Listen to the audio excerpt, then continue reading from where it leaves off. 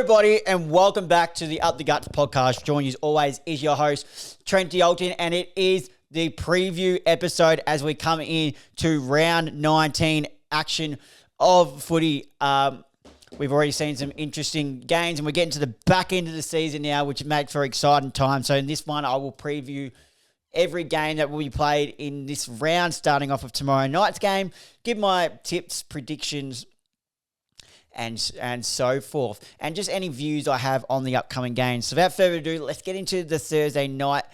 Let me just open up ESPN Footy Tips so I can tip along with you guys. Nearly forgot last week, actually, to submit my tips because I didn't do the preview episode. I forgot that I hadn't actually done it. So let's go with now, starting off with the Thursday night game. Let's go. All right, so it's Thursday night, 7:30 p.m. at Marvel Stadium. It is the Bombers v. the Giants. Now, the Bombers have already... We know the injuries that they have. It's just injuries going on everywhere. And as I'm recording this now, Elijah Sardis today at training has gone down with a hamstring strain as well. So he will not be playing tomorrow night. And they have a new debutant. I believe they've equaled the record. I believe that's number 15 now with Liam McMahon, their mid-season rookie pickup. It's been absolutely dominating VFL for the last 2 years, leading goal kicker at Essendon in VFL now, and I can't recall what club he was at before this in the VFL, but he's absolutely been dominating. So it's another forward option. So they've got a couple of young forwards down there now as they play. So they've got Nate Caddy, Archer May, who's really showing some really good signs. And then obviously now they add in Liam McMahon, and obviously 2 Meter Peters down there. When Kyle Langford comes back, we'll give him a bit more freedom to roll around there. But the injuries are just... It's a big concern going on at Essendon. They'll have to have a look at this coming into next season and how they're going to assess this, because they just can't have this many injuries going on around it. As for the Giants, I'm really impressed with how the Giants have bounced back since I did give them a bit of a baking. Let's not get it wrong, though. I've always loved the way the Giants played. I've always had a soft spot for them. I think a lot of people really have a soft spot for Jerry West Giants. Yeah, but the last few weeks they've been really impressive, and I think that's really off the back too of Finn Callaghan coming back into the side, taking the load off Tom Green and really dominating for that midfield. And Aaron Cadman's really coming to his own, kicking some big bags lately. So for that reason, I'm going to be going with the Giants. And as it is a Thursday night game, I get to choose the margin. I'm going to go 42 points. I'm going to go with 42 points for this game in the favour of the Giants. Friday night, 7:40 p.m. at the Gabba. Thankfully, no doubleheader this time. We've got the Brisbane Lions v. the Bulldogs, second v. ninth. Brisbane Lions are really starting to hit their strides as well. They started off really slow, but we can see when they're at the best how good they are. And the Bulldogs probably have failed an opportunity last year to really cement themselves as one of the top teams in competition when they got the challenge with the third place Adelaide, third place Adelaide at Marvel in their home ground, and they weren't able to do it. They're yet to beat a team in the top 8, I believe what it is, but then they smashed teams below them. So, I've knocked the light there and pulled up the exposure. So apologies if my brightness just went up really loud if you're watching this on the YouTube.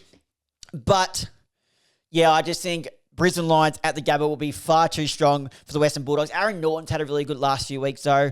Be interesting to see if they do anything. Well, no, actually, that's a lie. Bulldogs don't tag, so be interesting to see if Dunkley goes like a head-to-head with Bontempelli, though. But I am going to be going with the Brisbane Lions.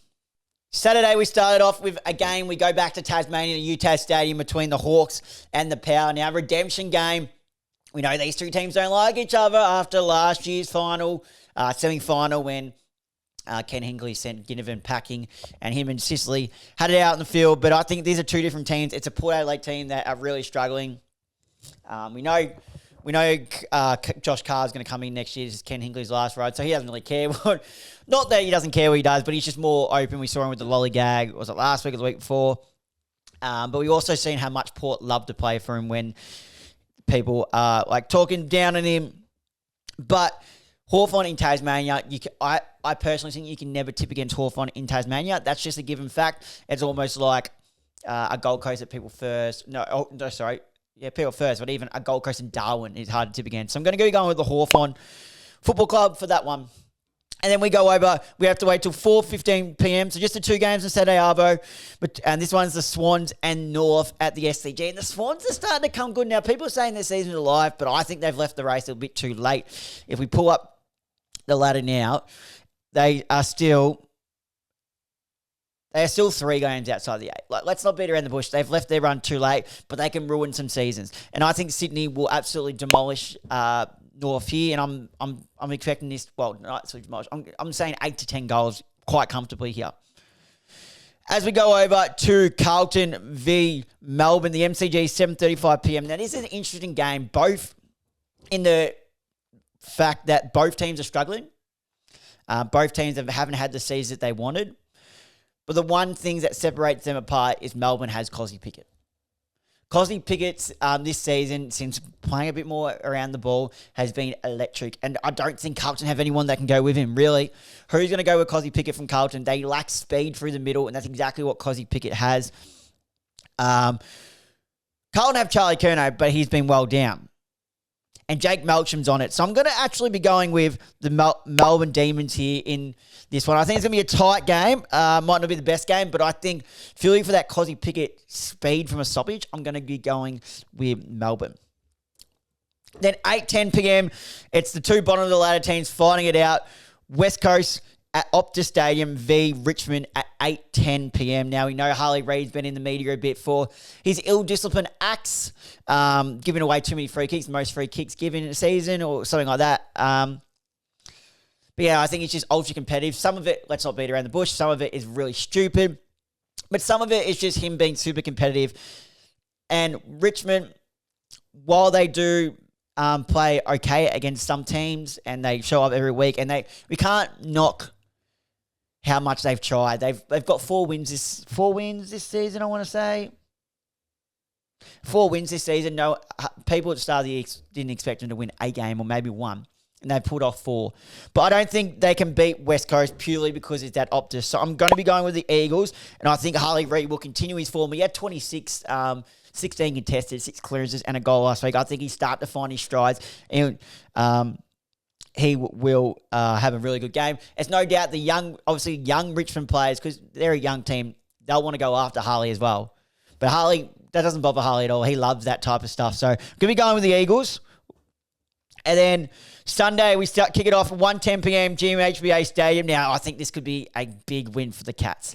The Cats are always hard to be at GMHBA Stadium, unless you're the Jerry West Giants, who love playing them there. But they come against St Kilda. St Kilda is so hard to read, especially when they're away from Marvel. Sometimes when you see them play at Marvel, they look magnificent. But, what I want to keep an eye on, though, is does an Osen Mullen go to Nasai Wanganeen-Milera and play a tagging role on it? We saw... I've gone completely blank who they played last week. Just 1 second. Yeah, sorry. We saw James Jordan play that role on him at least for the first half. But then Ross Lyon, it was confirmed Ross Lyon gave Wanganeen-Milera the freedom to do whatever he wants to try and run off the tag. And Wanganeen-Milera still did have 24 disposals, but it wasn't to the same effect as we know from the Sire. So we interested to see if someone like Osen Mullen goes to Nasai Wanganeen-Milera. In this, I think he's the only one you really need to tag in this. Jack Sinclair's not having a great last month, at least. So I think that's the type of thing here. And this is I'm looking forward to the battle between Cal Wilkie and Jeremy Cameron. Jeremy Cameron, if we look now, I believe still winning the Coleman. If we just load this up now. Yeah, so he's on 53. He's well in front, actually. 8 goals ahead of Mitch Georgiadis in second place. But I think Callum Wilkie has to get the job on him, on Jeremy Cameron. If Anthony Caminiti goes to Jeremy Cameron's kicking 5 to 6 plus.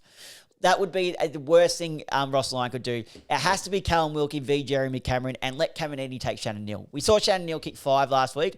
If Shannon Neal gets off the chain, well done. But I think it's a better matchup. Put your best defender on the best forward. We know Cameron will like to roam. We know how much Wilkie likes to break off and intercept. So I think it's the perfect matchup. It'll be a good battle there. But I'm going to be going with the Cats quite comfortably in this game. Next game at the MCG, it is 3:15 p.m. It's the Collingwood Magpies versus Freo. Now, Freo, an interesting one. A lot of people rate them highly, then they drop games they shouldn't, then they win games. And you don't expect them to do that. Hard to beat at home. But it's at the MCG. We saw a different side of Collingwood last week, not kicking a goal till 10 minutes to go in the third quarter, But what you can never knock about Collingwood is their desire to keep trying and keep competing. And the fact that they nearly come back and won that game was absolutely outrageous.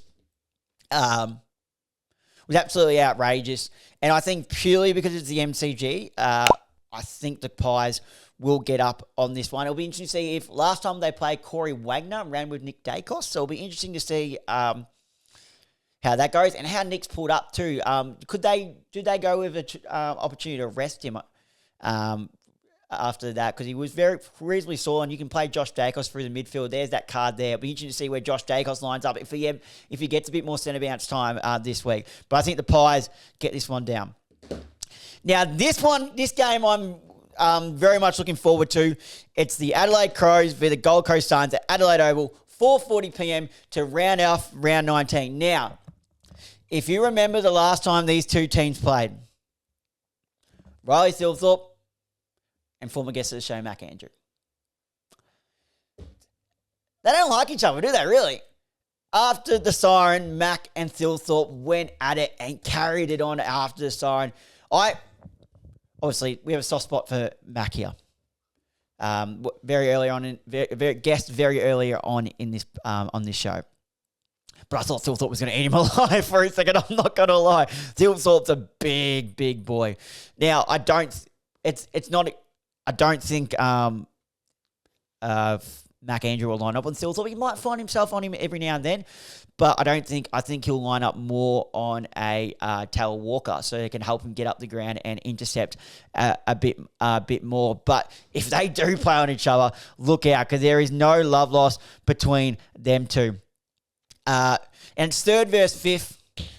Gold Coast beat Collingwood last week. The team that everyone thought they didn't know if Collingwood were going to lose another game going into the season, and Gold Coast did it. If they can knock Adelaide off at the Adelaide Oval, they really do mean business. But I'm also a big fan of the way Adelaide Crows have gone this season. And that is why I'm going to be going with the Adelaide Crows at the Adelaide Oval in an absolute nail-biter. I think it's going to be just a goal or two in it, and I think it just will be a cracker to round out round 19. Well, there you have it, guys. There is my tips, previews, and predictions for the round 19 action. Let's quickly go over my tips of the rounds. Thursday night, I'm going with the Jerry West Giants. Oh, Jesus.